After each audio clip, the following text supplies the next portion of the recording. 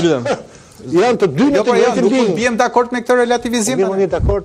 Secili ka opinionin e vet. Dakord ti, po ka problem, si mbushim mendin e vet. Problemi është që janë ca gjëra të thëna. Dhe realisht kjo është. Kur po them fakti, unë mesazhi që ishte që dje, që u tha lidhur me këtë aspekt, dhe unë këtë thash. Në një farë mënyrë ishte një lloj mesazhi. Paktën përfaqësuar nga Shtetet Bashkuara të Amerikës, ishte që kishin ardhur aty për të uruar për detyrën e re kush do ishte kryeri i SPAK-ut dhe për të uruar suksesin e politikës shqiptare. Për mua kjo ishte. Në një farë mënyrë. Bini dakord me Zdon Ali Beaj. Po më është qartë për kjo tani. Kjo është qartë, këtë pastaj se di. Dhe në rastin konkret, këtu ne po flasim se si do të komportohet nesër politika shqiptare me këto realitetet të reja. Këtu po mund të flasim na. E gjithë politika shqiptare? Patjetër që po më. Në rastin konkret, qofse Partia Demokratike, që është partia kryesore e opozitës, do të rri ashtu siç është. Do prandaj kam se si do çfarë deklarate do të bëjë zoti Berisha, dhe a do t'i qëndrojë asaj deklarate apo jo, do të uroj apo nuk do uroj, dhe si do komportohet me këtë lloj realiteti, si do të jetojë në simbios me këtë realitet të ri, është varet e njëkohësisht edhe ecuria më teshme. Të njëjtën gjë shikohet edhe çfarë do të bëjë dhe Partia Socialiste. Do të nxjerrë pikërisht konkluzionin se në një farë mënyrë gjithë këto goditje që mendoni se duhet të mbijetojnë në realitet të ri. Këto goditje që po bëhen, sepse në fundit janë goditur njerëz që janë përfaqësues në qeveri apo që janë në parlament, në paradhom të kryeministrisë dhe në paradhom të partisë.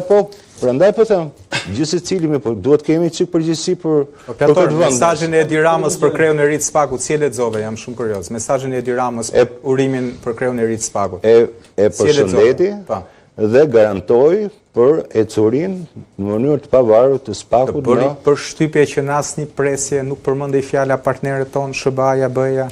Për mua ishte hipokrizia. Të bëri përshtypje fakti që nuk përmendej që deri dje ne bashku me SBA-n edhe me partnerët, ne bashku me partnerët dhe me SBA-n, bashku me partnerët. Nuk të bën përshtypje kjo largësi dhe fakti që dhe vetë ambasada amerikane në urimin e saj as edhe një fjalë për qeverinë shqiptare për zgjedhjen. Po çfarë po them? Këtë pra po them. Po çfarë po them? Ti po përsërit themi që një gjë. I kam thënë që në kryet herës. Një moment. Imagjino një situatë, do të thënë që je në një vend që ka një qeveri, ka një opozit, ka dhe institucionet ligjzbatuese. Imagjino një vend që qeveria bën punën, lufton korrupsionin, ka vënë gjithë institucionet në punë dhe ka rezultate spektakolare. Mos më nxitën këto imagjinata.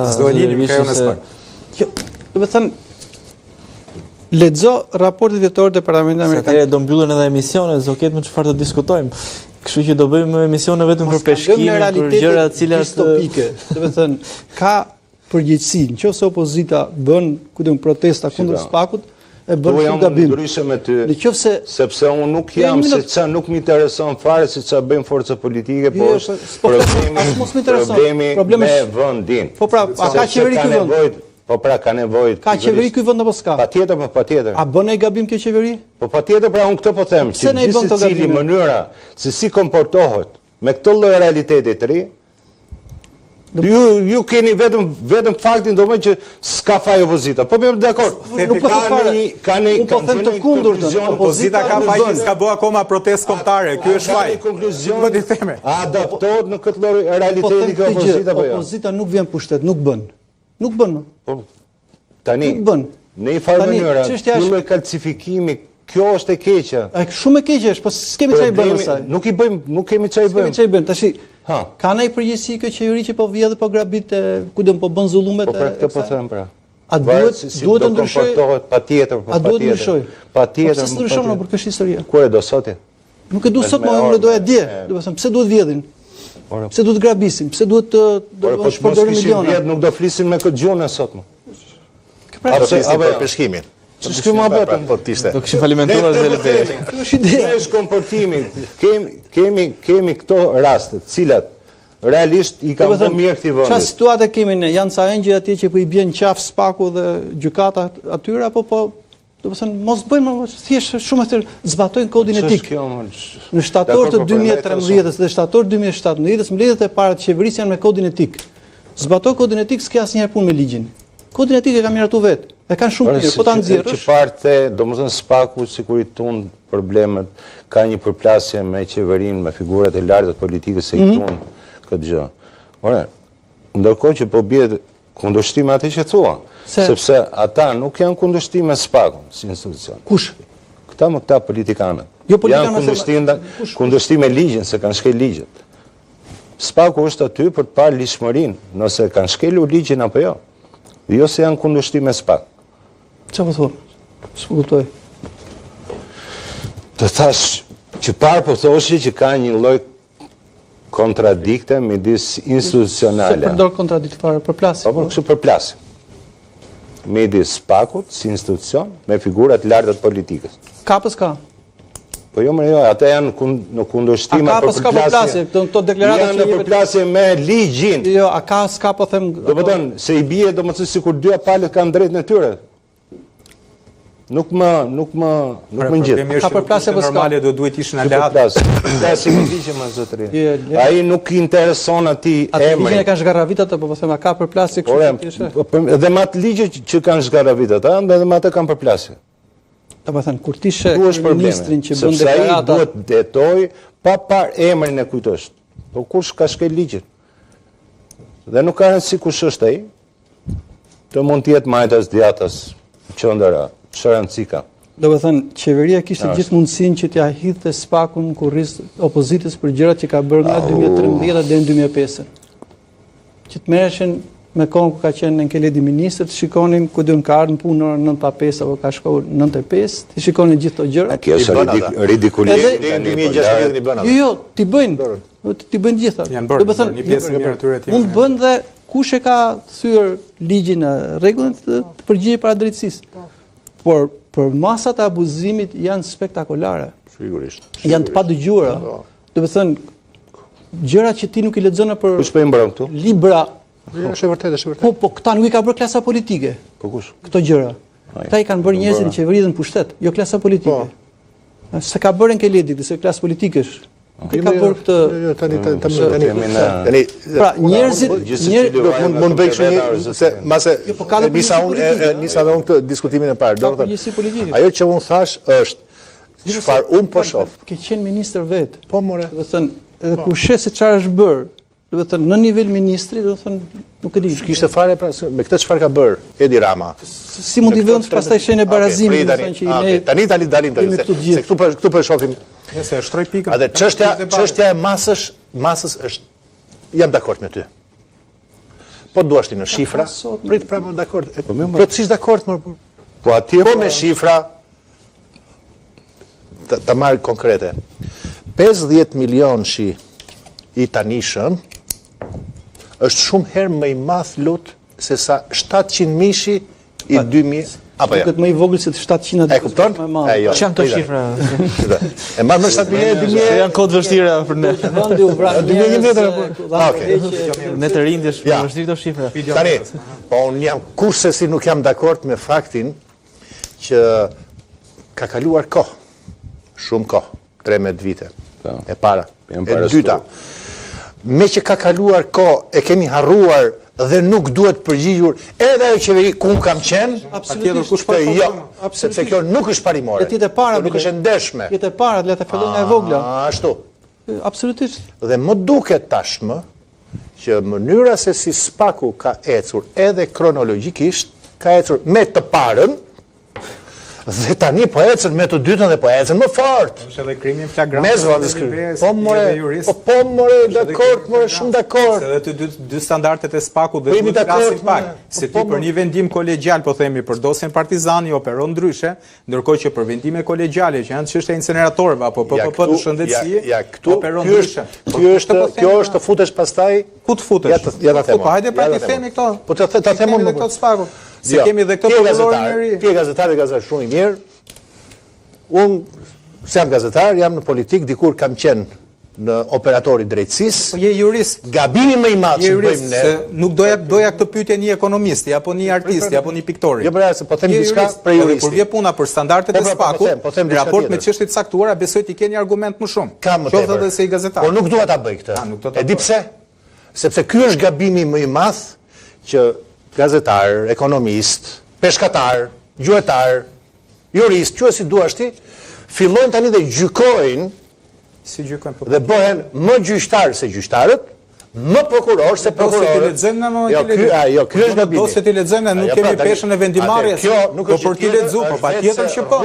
Po jo më e ke lehtë. Po jo më ke lehtë se nuk mund ta pranoj këtë. Se në moment që ti shikon 17 firma brenda 24 orësh për të kaluar një kompani për inceneratorët, dhe në moment që ti shikon një bonus 8% për një kompani që nuk ekziston, patjetër që ti dhe mund ta thrasësh avokatin mbrojtës të kujt po bëj. Të një pale politike. Cilës palë po bëj, jo mos po i le palë. Hajde të flasim për dosje konkrete më. Po para se të jemi tifoz politik, duhet pranojmë që jemi qytetarë të këtij vendi. Për cilin tifozë politik? Si qytetarë të këtij vendi, për cilin tifozë politike ke fjalë? Hajde të flasim për dosjen. Pikërisht këtë gjë. Do të flasim për dosjen. Është gabimi më i madh. Do të flasim për dosjen. Është gabimi më i madh. Flasim për dosjen. Është gabimi më i madh. Jo, pra nuk është gabim të flasim për dosjen. Si prokuror, jo pra jo.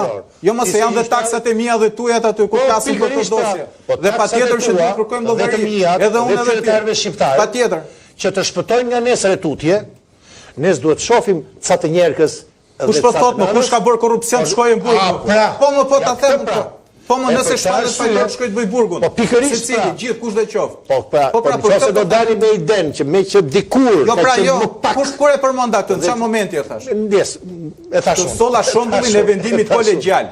Për një vendim kolegjial kemi tjetër standard si operoi SPAK-u. Për një vendim tjetër kolegjial, po e nxora për. Po ja dosje inceneratorëve për shkak. Ti mendon që kishte një njeri Arben Ahmetaj? Unë nuk mendoj asgjë. Ti mendon me sa ke lexuar dosjen, me sa ke lexuar dosjen.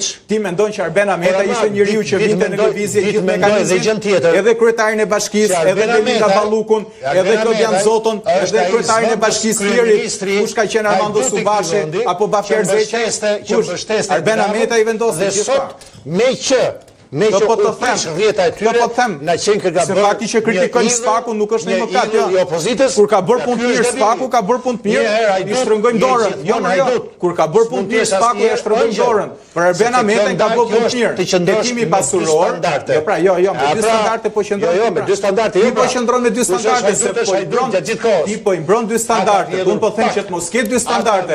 Sigur bërë zotëria një vit arrest shtëpie, le ti bëjë kryeministri arrest shtëpie. Kjo historia pasandaj që marrim përsipër të bëhemi dhe gjyqtar dhe prokuror për çështje gjyqtar dhe prokuror neve. Po bëhemi gjyqtar dhe prokuror. Kjo është alibia. Çfarë po bëni gjyqtar dhe prokuror? Çfarë po bëni? Do ta mbajmë. Mos i vëm duke ato dy vendimet e gjykatave. Bëjmë sjelljen tjetër. Vle luftës kundër. Ka sot, kjo është pyetje për mua, ka sot selektivitet politik në SPAK? Ka diskriminim politik? Unë them jo. Vetëm nëse do të kishte selektivitet politik, godit vetëm njërin ka. Në mënyrë që të fitonte kredo politike para tjetër.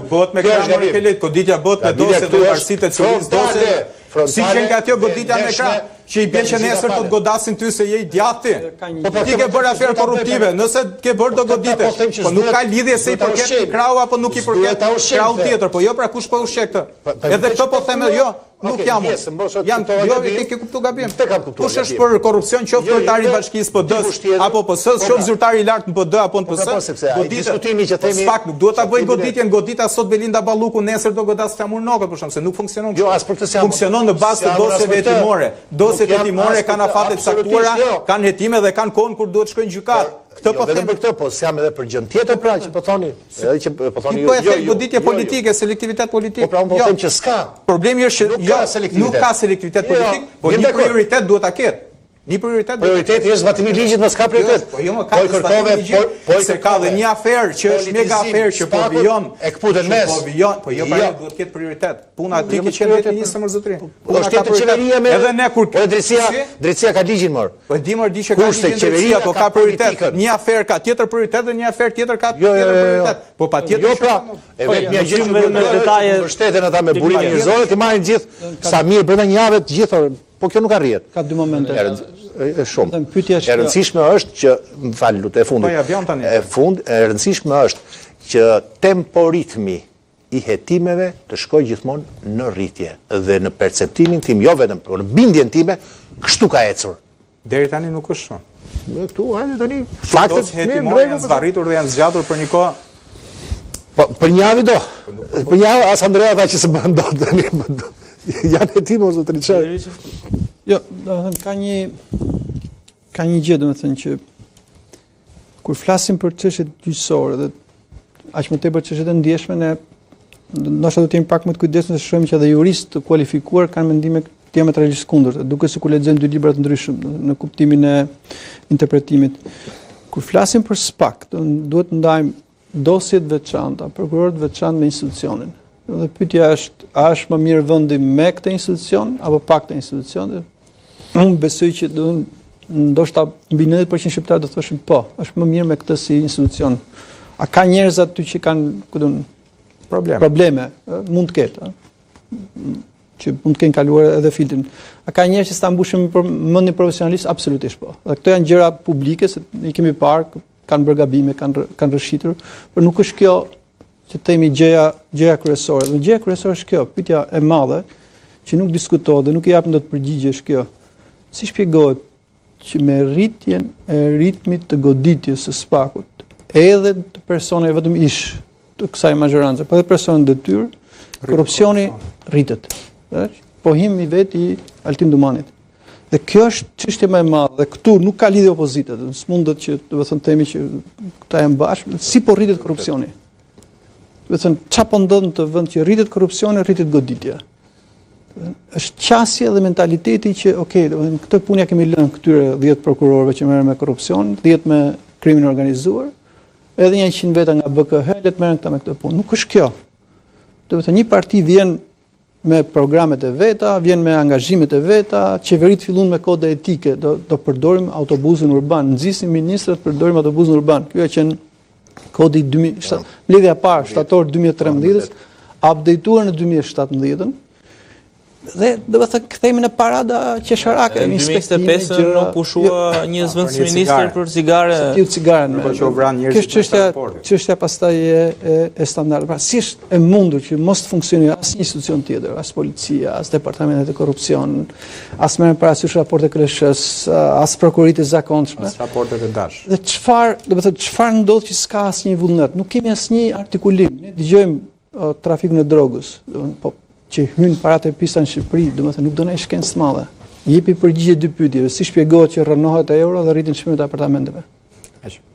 I mbyty ekonomia, eksportet e Shqipërisë. Këta janë tema dhe debate që nuk trajtohen dhe fillon pastaj kjo histori e gjithë. Kështu janë gjithë, domethënë këto janë kështu, këto janë ashtu. Këta BE kërkon kthen 33 milionë i pardit. Ky është temë debati. Domethënë janë bllokuar fondet e taksa paguesve europian, nuk kanë ardhur 140 milionë euro që mund të shkonin te fermerët, mund të shkonin bujqësisë shqiptare dhe nuk janë pak. Për shkak se mirë që i ke grabitur, mirë që je zvarritur 3 vjet, po edhe mas 3 vitesh ti nuk merr masa të kthesh parat. Ai thotë kthe 33 milionë euro që ti kam dhënë, janë bërë do të më kthesh prapë, janë bërë dëm. Kjo është temë si tu është debati, përgjegjësia politike, hetimi, komisioni hetimor parlamentar, dorëheqje, do të thënë ujku po të kafshon dhe po themi inshallah shëndër, do të thënë histori kështu, do të thënë kemi klasën politike këtu, këtë opozitën që s'bën, në një kohë që do të thënë dëmi vjen duke u shtuar, edhe nuk ka moment reflektimi, nuk ka moment ndalje. Është një qeveri që s'ka mbushur dot 100 ditë, duke sikur ka 100 vjet, do të thënë lodhur pas një entuziazëm, pas gjë, dhe nuk kërkon asnjë debati. Në parlament mos bëj debat, komisionet hetimore nuk ka, interpellanca nuk ka, edhe kthehemi në këtë histori, pastaj ha diskutojmë opozitën në për foli me drejtë për pak e Ronjo do t'ja përfundoj. Vetëm opozitën se kthehemi edhe një herë. Çdo natë, i lutem se ta bëjmë me radhë. Çdo natë do ta bëj një seri. Nuk më intereson fare. Do ta bëj një seri. Jo, unë e kuptoj. Siç e kam mirë me qeverinë, mos e merrem. Jo, më fare. Ta mbaroj mirë me qeverinë. Dgjoj, unë e kuptoj këtë historinë se e kam dëgjuar jo vetëm nga zotërinë, por kam dëgjuar edhe të tjera domethënë që pse merrin opozitën, po me qeverinë. E para, të paktën unë, po edhe shumë të tjerë, po edhe Platori, në fakt, jemi duke thënë këtë gjë. nuk po i ndajmë as njërën as tjetën. E çfarë po themi? Këto duhet ndara. Okej, unë se kam këtë mendim. Unë s'jam për këtë. Unë s'do t'i ndaj. Unë jam për t'i ndar. Ti ndaj. Unë s'jam për t'i ndar. Pse si ndaj unë? Unë nuk i ndaj për faktin sepse janë bashkë. Gjithë trajektoria politike e njërit dhe tjetrit. Kur janë bërë bashkë? Le ta them unë. Jo, ma thësi Do nga dëgjosh. Janë bërë bashkë që në 90-ën. Okej. Sepse modeli i mënyrës po ta them edhe këtë, po ta them këtë. Unë ta them, unë jam i qartë në atë se çfarë them. Okej. Sepse modeli i qeverisjes është i njëjti e para kjo. Duam ta ulim në nivele teknike dhe të bashkëpunimit. Raporti që kanë me njëri tjetrin, për dhënë të marrë, për të marrë njëri tjetrin në pozicionet, njërin me qeveri dhe tjetrin në opozit. Do pazare. Me 2008-ën, pazar. Dakord? Aty ishën 2008. Në 2024-ën, edhe mund ta denonsoj pazar, sa aty ishën. Kjo historia e trimërisë, unë jam nga ata të cilët, dakord, tani do të diskutosh për mua. Jo mbaroje, po nëse diskuton për mua, jo aty ishe se dhe kjo gjua që të thosh po shumë si puna jote. Në 90-ën, unë në 90-ën kam lindur dhe ti thua muhabetet të 90-ës tani. E kupton 30 vite thot, tani ti ke qenë do diskutoj, po unë kam qenë. Je marsi ishi për ndjekur, je ministër tani para fund 2008. Se se krijove partinë tonë që në 2008. Po ja ta them unë. Se dakord ti ke në 2011 dhe u riktheve për bashkinë e tij. Sepse e di çfarë kuptoni ju të PD-s. Kush ju PD-s? Ja ti i PD-s. Unë jam gazetar, më i PD-s je ti, ty të ka marr PD-ja, ka bë ministër. Ka marr PD-ja, ka bë kandidat 2015-ën përballë Armando Subashi. Dakor, unë jam as antar. Nëse ti gjeni tesër, jo më fare, po të them fakte. Ti po aludon, po të them fakte. Ti po aludon, po të them fakte. Cila është historia e mirë e këtij vendi. Kaq, ke qenë kandidat për bashkinë, ke marr mandatin atyre demokratë, kaq. Unë jam gazetar i lirë. Kam ditë që punoj gazetar. Kam punuar 9 vjet me Carlo Bolinon, po punoj 6 vjet, jam gazetar që punoj në media private dhe jam ajo se çfarë punuar një ditë, ajo se çfarë i shërben. Kjo është ide. Bëj mirë, i cili është objektiv, këto gjëra. Po ta tregova objektivitetin, unë po flas me fakte. Ti thu muhabetin 90-s. Ti vjen. I më në 90-s. Po ta kuptosh ti këtë. Nga vjen. Ja ta kuptosh këtë gjë. Pse ndonjëzojmë? Pse ndonjë? Po personalizojmë asnjë. Me që këtë personale po them un kam lind në 90-ën, ky më thotë është muhabet që nis në 90-ën, e kupton? Po mësuam i ta jetë biçirin tani. Po mësoj edhe ti tani me këtë, për të kuptuar, nëse do të bësh analizë personale. Nëse do të bësh analizë me tifozëri mund ta bësh është drejta jote. Tani po ja përgjigjen unë zotëri tani s'po ta jap ty. Ti s'do ta dëgjosh, unë po të jap përse ndodh që sot ka një simbiozë midis Ramës dhe Berishës. Po e bëj qartë unë. Pse ka? Është historike. Është historike. Marrëdhënia mes tyre e ke dhe praktike. Jo më larg se një vit më parë të bën një pazar për kodin zgjedhor, nuk ta bën kot nga qefi. Po për të mbajtur njëri tjetrin sepse një rrezik i madh po i vjen edhe njërit dhe tjetrit. Cili është ky rrezik? Drejtësia. Jo 2024, 2008 pse e bën këtë? Me që ishin antitetike, isha unë në atë qeveri, Po. Sepse raporti i kësaj politikës vjetër, që po i vjen fundi tani, pavarësisht fasadës, zhurmës, luftës, në nëndhe kanë dhënë e kanë marrë me njëri tjetrin. Kjo është, po sa rritëm, si njerëz civil të këtij vendi, dhe më shumë gazetarët do duhet ta gëzojnë, ta kenë këtë hapësirë dhe jo aq politikanët, se po ndrojnë vende tani, po nuk arritën të kuptojnë këtë që e vjetra, e ndodhur nën presion, kanë shkuar tashmë në një simbiozë të fshehtë, japin e marrin me njëri tjetrin, ky është gabim i madh. Prandaj konkluzioni që unë thash pak më parë, dhe që s'jam dakord me atë që thot Luti thot është kjo qeveri, unë them, jo vetëm kjo qeveri që po e po. Po është edhe kjo pjesë e opozitës, që t'jem korrekt me fjalën, vetëm kjo pjesë e opozitës. Kjo s'bën. Nuk është alternativë, nuk bën, nuk bën. Po jo më se kam fare unë atë, nuk e kam se sa sukses më është më, nuk e kam fare unë atë. Atë di unë. Unë po them që edhe tani që nuk bën, të paktën në këto 3-4 vite, ka bërë aq sa mundësi ka pasur dhe kur i është kërkuar nga mazhoranca e Ramës, e ka dhënë ndihmë në luftën kundër drejtësisë. Kjo që thjesht është. Në luftën kundër drejtësisë janë 2 pika ujë. Shkon Rama bën protest, shkon Berisha bën protest te Spaku. Shan Rama nga tavolina e kryeministrit, shan Berisha nga tavolina e kryeopozitarit. Rregull? Po kjo tregon fare qartë vetë demaskimin e tyre me qenë bashkë. Por të mos them pastaj për aferat e nëndeshme, që i dim gjithë tani. Me thënë drejtën, japin e marrin. Japin e marrin. Pak me që ke kaq besim Ankelet. Po unë kam besimin e plot, unë kam shumë besim. Tek drejtësia e kam për probleme konkrete se unë e kuptoj. Ti je politikan dhe normalisht nuk të kam gjuhë të flasësh. Zotëria tha me drejt.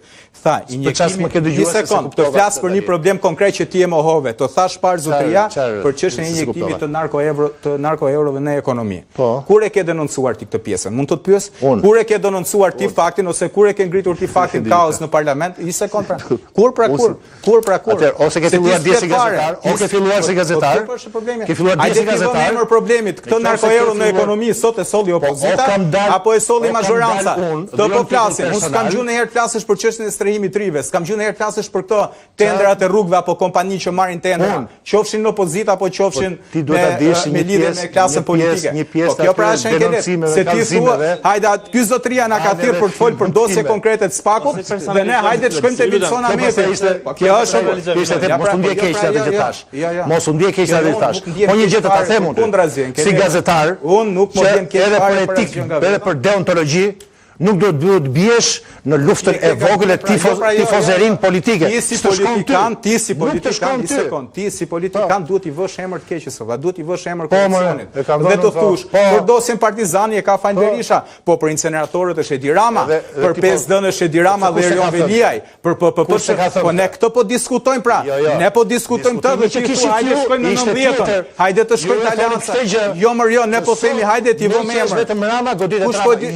Jo pra jo. Kur e tham ne këtë? Kur e tham ne këtë? Edhe majtas. Kur e tham ne këtë? Po më të goditen gjithë, edhe ti të goditesh nëse ke pas një aferë kur ke qenë. Po sigurisht. Po pra, të gjithë të goditen, po ne nuk e tham që të ketë goditje selektive. Ata që kam kërkuar unë. Ne nuk e tham që të ketë goditje se do ta dish. Ne, i sekond. Ne nuk e tham që të ketë imunitet apo do. Është akti më i fortë politik që mund të bëjë opozita. Po thot ujku, narko-euro po ikin trit për shkak se s'jetojnë dot, nuk ja dalin dot, nuk po mbyllin dot mund familjet, po ikin 1 milion qytetar, ti thua shfaqje në 90-ën. Jo më jo se s'është shfaqje në 90-ën, jo. Po jo pra jo. Nuk është shfaqje në 90-ën, nuk është faj. Se e pam dhe Bashën që tha shfaqje në 90-ën dhe shkojmë në 100 vota. Unë them të mos biesh në lojën e emrave, mos u shqetëso për atë pjesën, ty të shkon si gazetar që je për të mirën e këtij vendi ti je parimor dhe i ndershëm. Po jo më plator si kjo agjenda e opozitës, un kam punuar privat gjithë jetën. Ti thua agjenda e opozitës, ti dhe ka agjenda e opozitës. Ne kemi fol bashkë edhe kur ke qenë prefekt. Do kam marrë në telefon, kam thënë zotëri për mbytyet për zjarret, se kryeministri i qeverisë tënde kishte shkarkuar gjithë drejtorët e bashkive. Të morën telefon dhe thash në një media që konsiderohet media opozitare. Dhe kemi bashkëpunuar. Unë jam gazetar këtu.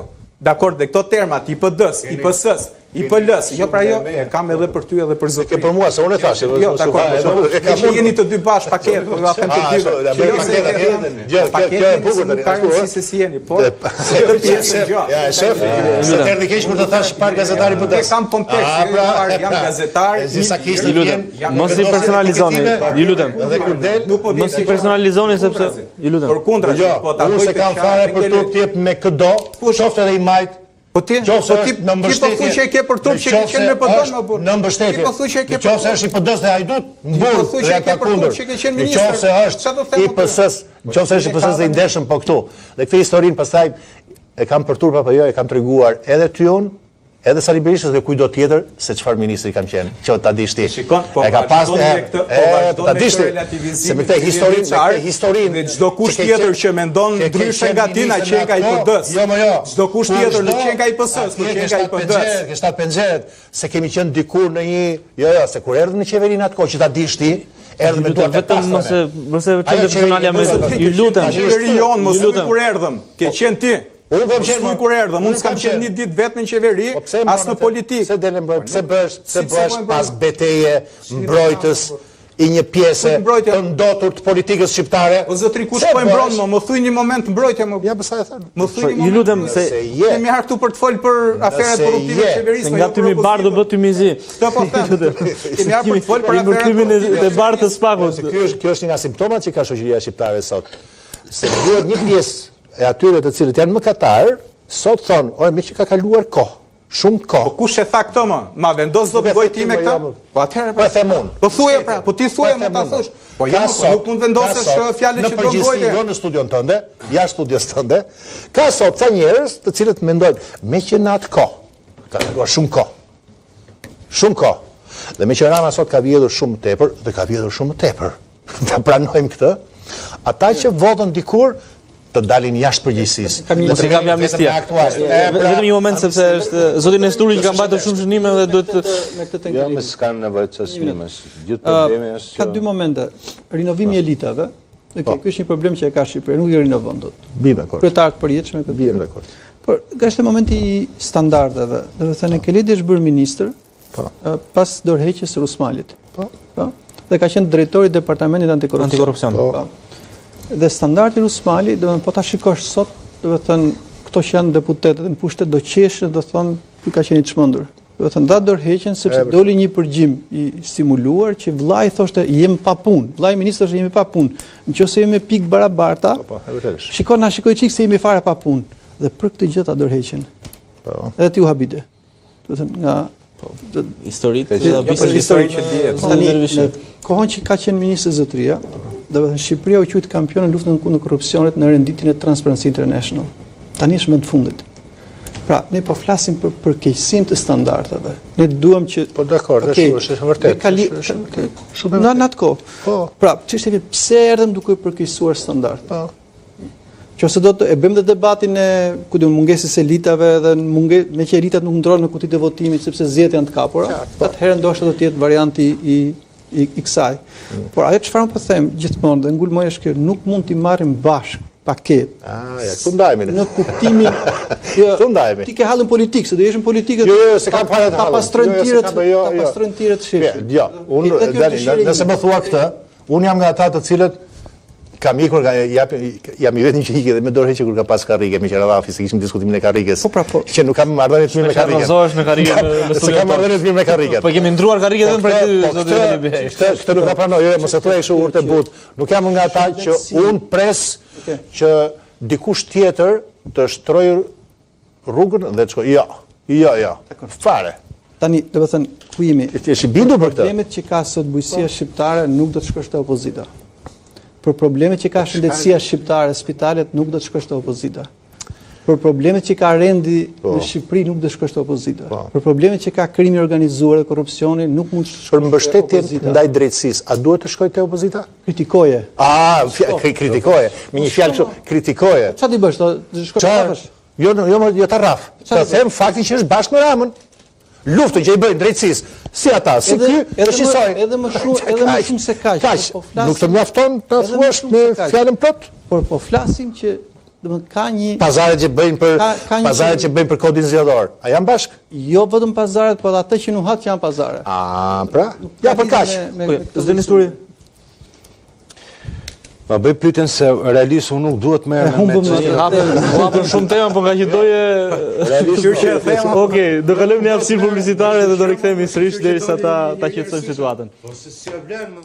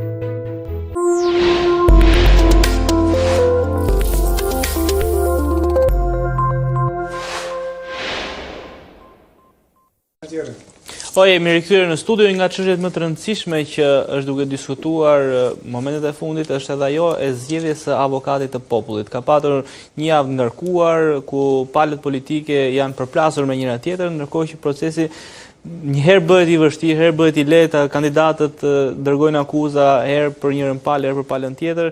Nuk e di zotin Nesturi, pse është kaq i vështirë ky proces në optikën tuaj? Apo e vështirëson vetë politika? Po, prandaj po themin, jemi me të njëjtët aktorë.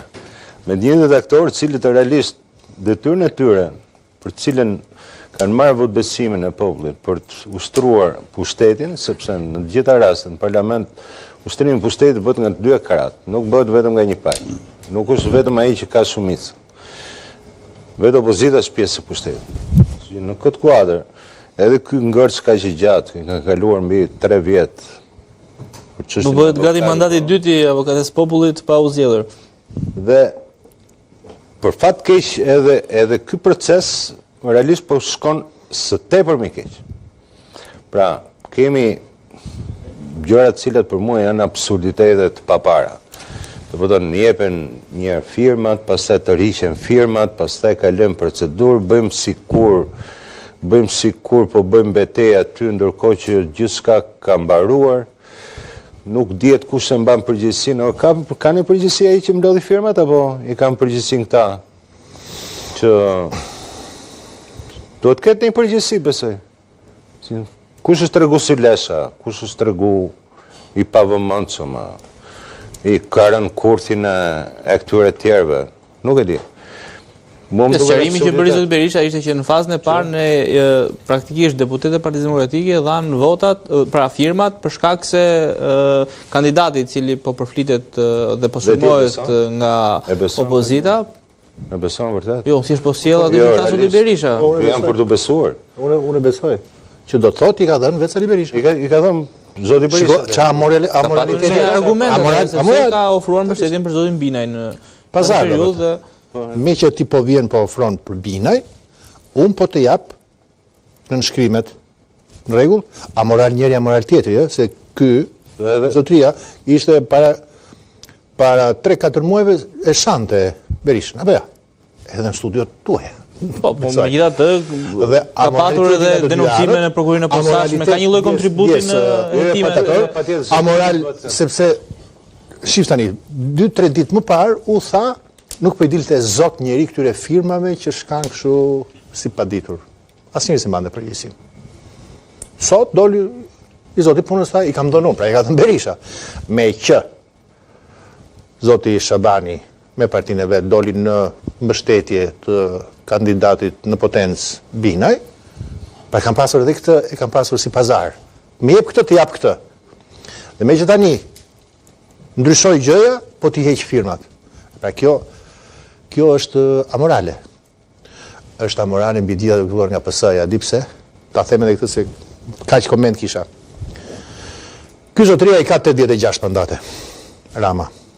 I vodi, i bëri, ja futi këtyre të PD-s, bëri pazar me këta.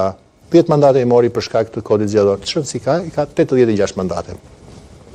Dhe del një ditë të bukur dhe thot, po a japi juve si opozit. Kjo është hipokrizi. Nuk është gjë tjetër, vetëse një halk rishtas për të mbajtur gjallë pazaret sistematike që kanë me njëri tjetrin. Mos harro, para 3-4 ditësh, seancën e kaluar, Komisioneri i Shërbimit Civil, shumë duket, e zgjodhën bashkë. Këta të cilët, të paktën njëra palë, kjo opozitës thotë që ke vjetur zgjedhjet, je grupi strukturuar kriminal kundër zgjedhjeve, se ti nuk do ta gëzosh mandatin e me radhë, se nuk të njoh parlamentin e me radhë, vjen një ditë të bukur dhe bashkojnë votat si pa gjë të keqe. Dhe tashmë pakënaqësia me sa shoh unë është fakti se aty do të ketë shumë rryma që japin e marrin secili bën pazarin e vet. S'kan rënë dakord me sa duket, dhe tani bëjnë nga këto lëvizje gjasme puritane, që ne largohemi nga procesi i avokatit popullit. Ndërkohë që qëndrimi parimor ishte i vodhe zgjedhjet të lumt. Tani unë s'kam punë me ty. S'të njoh zgjedhjet, s'të njoh parlamentin, nuk të njohë ndryshimet e rregullores, nuk të njohë komisionet parlamentare, mban mend si bën komisionet në mënyrë të jashtme, këta vrapuan për të zënë vendet në parlament. Apo jo?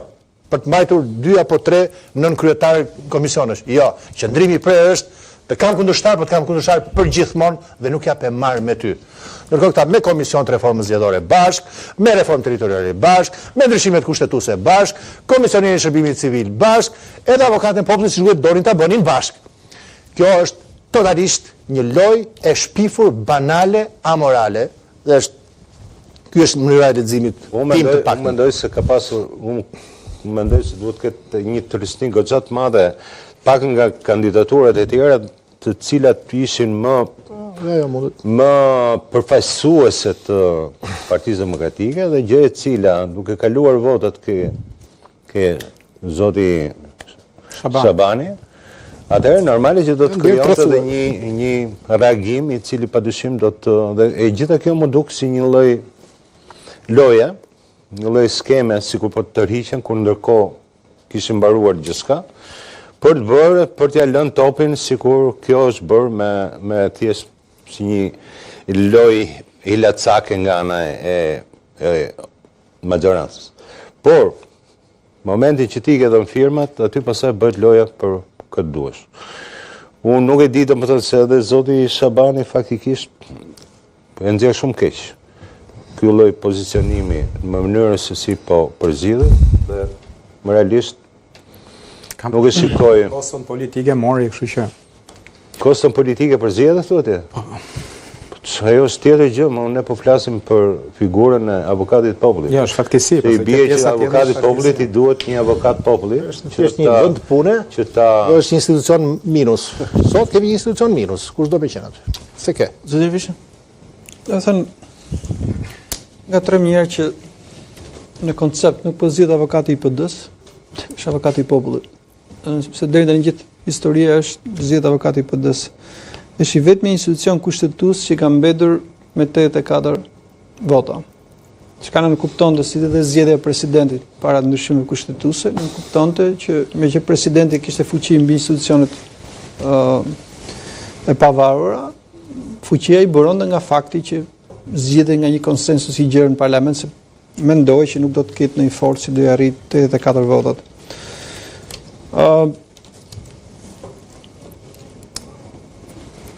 Tradita dhe jo kushtetuta, do të thënë, u krijoi një traditë që avokati i popullit ta jetë propozimi i opozitës. Nuk është në një institucion çuditbërës, fuqinë e ka të rekomandimet, dhe është një traditë që u përpoq ta marrim nga vendet nordike dhe ta implementojmë.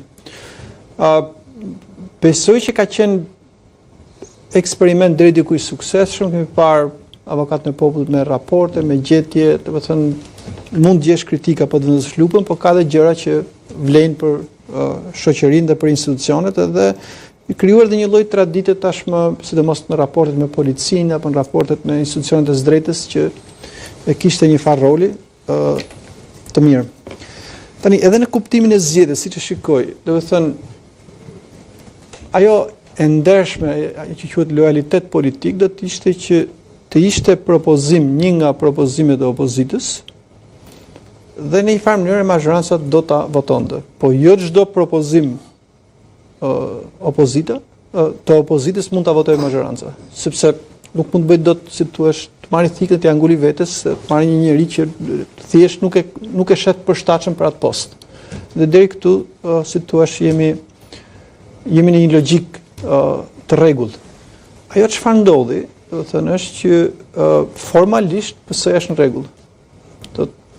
Nuk kam firmosur asgjë, nuk kam asnjë kandidaturë timen, do të zgjedh një nga firmat e opozitës. Një nga firmat e opozitës.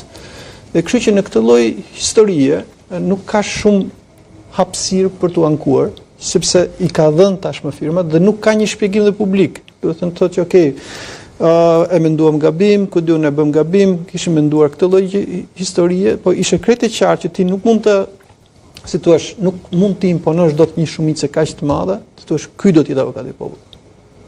Nuk thjesht nuk shkon, a? Mund të thonë, ku diun Andrea do të jetë avokati i popullit, Lutfiu do të jetë avokati i popullit, thjesht nuk e do shumica këtë.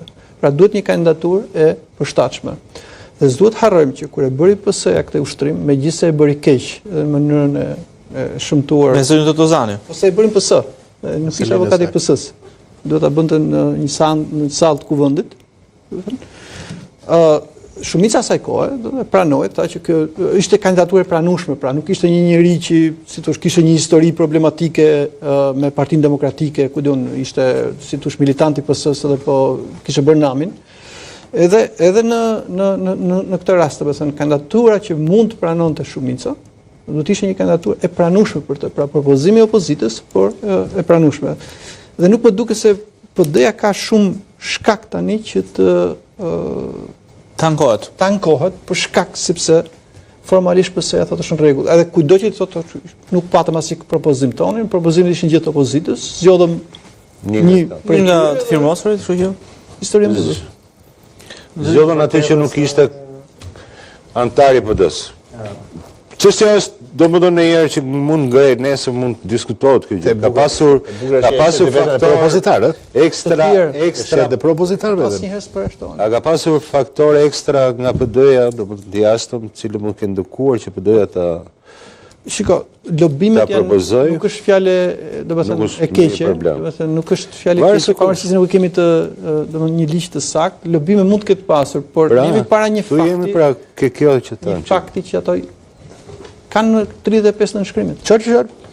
Andrea, me të njëjtin seriozitet që u trajtua përshtatja mandatit të Erinda Ballantës për gjatë këtyre viteve, u bën 4 apo 5 vite që i kanë mbaruar mandatin. 3 vite e gjysmë. Me të njëjtin seriozitet që u trajtua kjo çështje, për fat keq PD-ja humbi një mundësi për treguar seriozitet në proces për vërtetës dhe u ekspozu një organizim i organizu në raport me këtë çështje. Fare mirë mund të kishte shkuar me ato kandidatura përfaqësuese, po themi 1 ose 2 kandidatura që e përfaqësonin, për shembull emrat e Besim Drejgjonit në raport me atë se çfarë përfaqëson me të përndjekur, ishte një kandidaturë e mirë, pavarësisht se do preferohej Diko Motri, nga radha ish përndjekurve, dhe kandidatura e Adriana Kalas, po themi, ishte edhe një kandidaturë e mirë në raport me atë se çfarë ka kontribuar, po themi, për atë forcë politike, firma që ka vënë. Zoti Kalaj konsiderohej një lloj tradhtie, atë që patjetër, por në perceptimin tim, duke qenë se ishte kandidat i PD-s, ta mbaroj. Duke qenë se ishte kandidat i PD-s, përveç këtyre 2 kandidaturave që përmenda ose edhe ndonjë trete, do duhet ishte edhe një kandidaturë që vinte nga jashtë, për hir të vërtetës, edhe për dhënë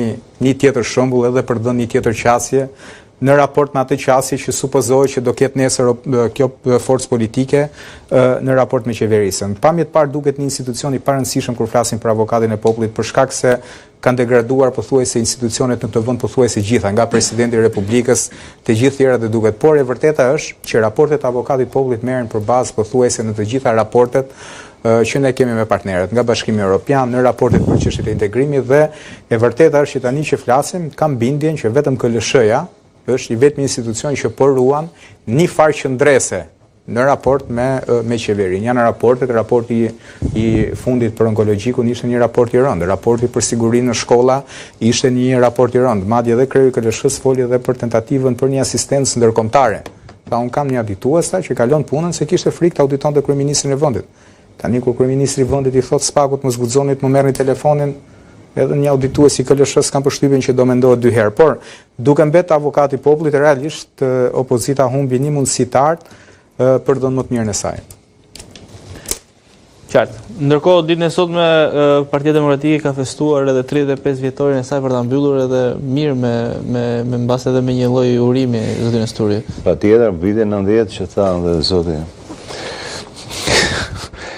Domethënë kur ishte çështja e ditëlindjes, domethënë që e kanë në një kohë. Patjetër është aset kombëtar dhe patjetër që i urojmë dhe sparit festën, po i urojmë njëkohësisht edhe një kontribut më të madh në demokracinë shqiptare.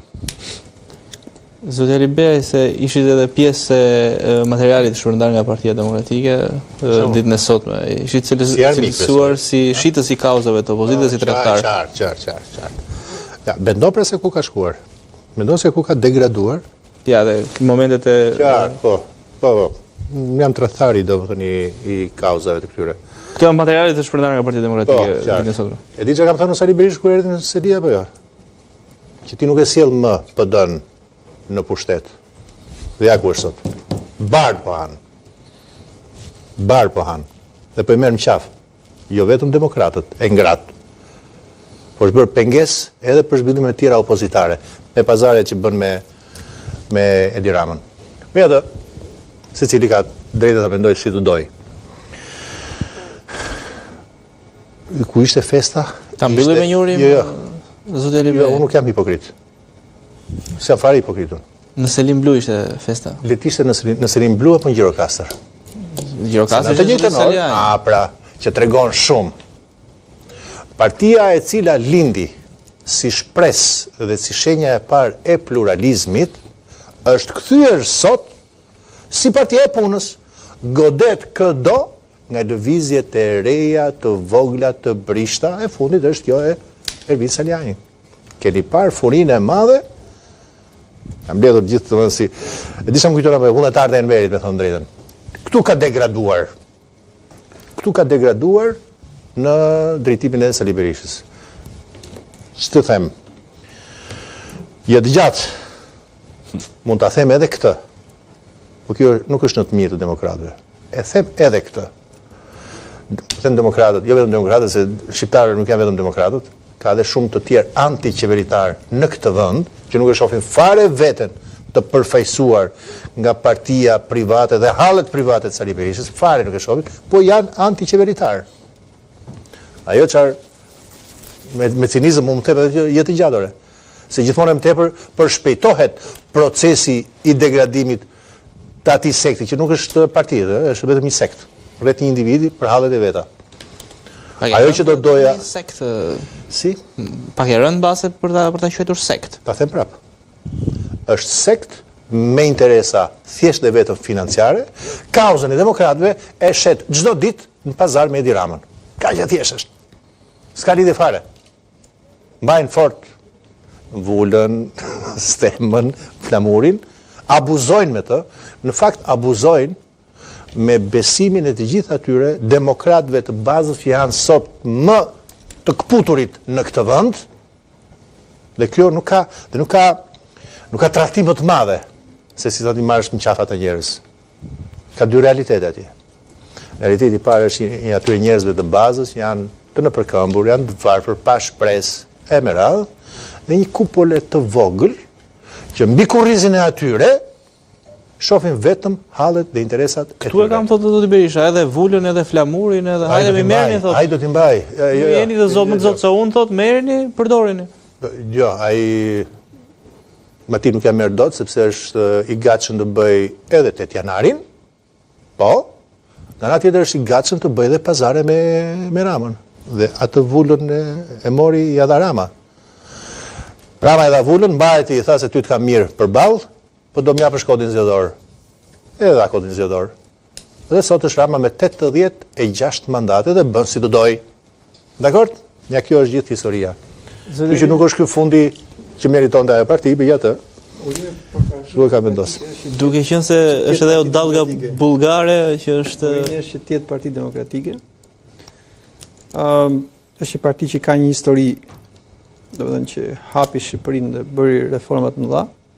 Antarësoi vendin Këshillin e Europës, NATO, liberalizimin e vizave, pra është një parti me vokacion perëndimor në gjenezën e vet.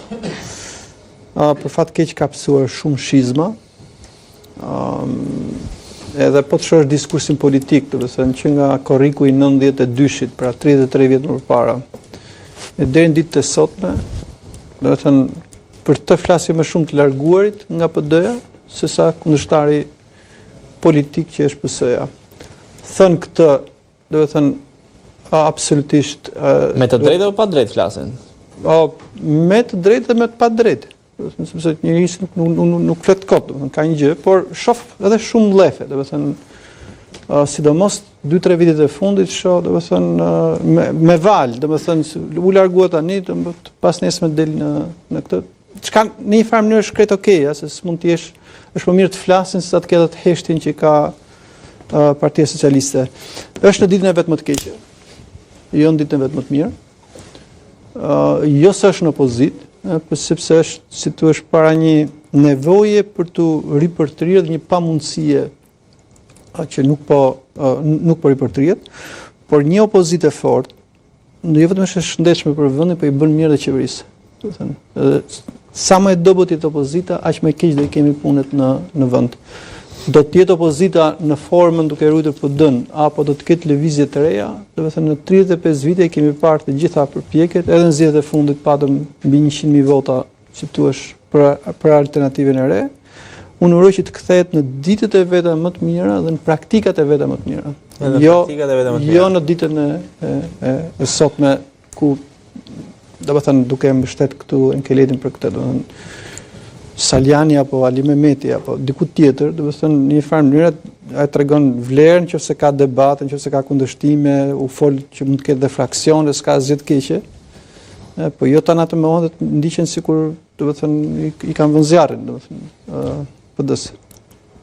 PD-ja ka lënë një situatë vështirë me përplasjen e fundit që provoi 8 janarin, po është një situatë që ne kemi parë në pjesën më të madhe të forcave politike në Shqipëri duke nisur me Aleancën Demokratike, me Libran, me Partinë Socialiste, por për tek kësaj Partia Demokratike ka nevojë emergjente rienergjizimi në të gjitha kupolat edhe strukturat drejtuese, ka nevojë edhe për një orientim të qasjes edhe në raport me partnerët ndërkombëtar, pasi nëse ato flasin për kartele, ti nuk duhet ta humbësh orientimin edhe busullën edhe të flasësh për gjëra tjera. Po, duke pa dhe në aspektin e gazetarit, duhet të theksojmë edhe një element që besoj vlen përmendje që Partia Demokratike ka prodhuar më shumë analizë sa Fakulteti i Filologjisë në Universitetin e Tiranës.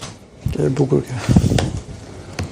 Ka konkurruar me gazetaristë me po kjo është normale, do në kena duket gabuar të gjithë derisa është ngëdhënie. Jo, i bie ka dhe një gjë, do të thënë, këtu duket një lloj blasfemie, por në Amerikë është normale që një njeri ka pas një pozicion politik, kthehet komentator politik, ka dhe që drejton dhe emisione, George Stephanopoulos, ka qenë zëdhënës si presidentit Clinton dhe ka prej vitesh tashmë emisionin në mjafton të vim pushtet për le të kthehen gjithë paktën çfarë bëjnë? Po paktën vim pushtet. Apo vim pushtet. Është tregues shumë i madh, rrudhje shumë e madhe. Kam përshtypjen që është kohë e gjatë, po mbetet për tu parë. 13 vite po i mbyllet derën, s'ka çfarë bën.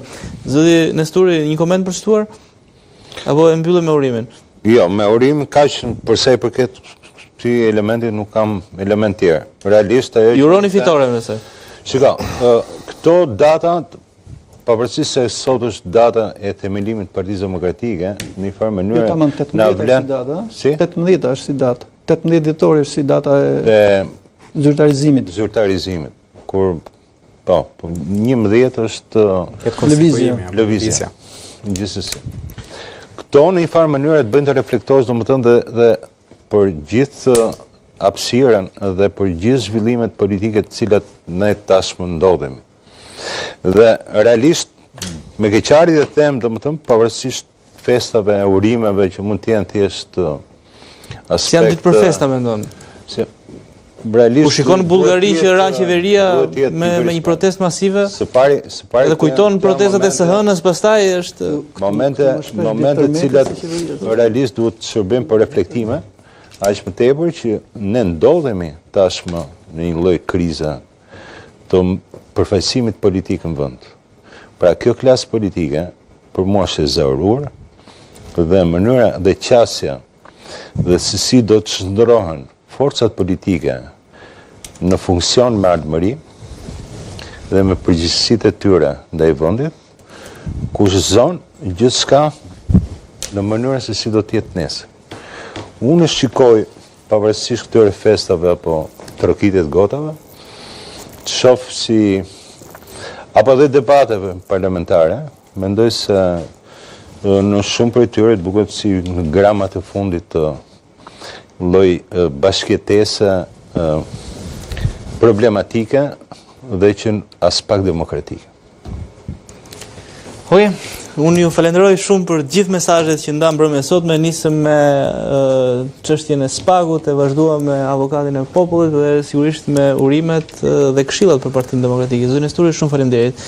Zoti Elbej, shumë faleminderit. Zoti Dervishi, shumë faleminderit. Zoti Bushkolaj, shumë faleminderit.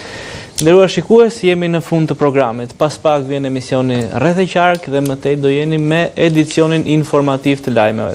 Ndërkohë bashkërisht do jemi të hënën e ardhshme. Natë me mirë, nga Una Dredangli, kalofshi ditë të bukura.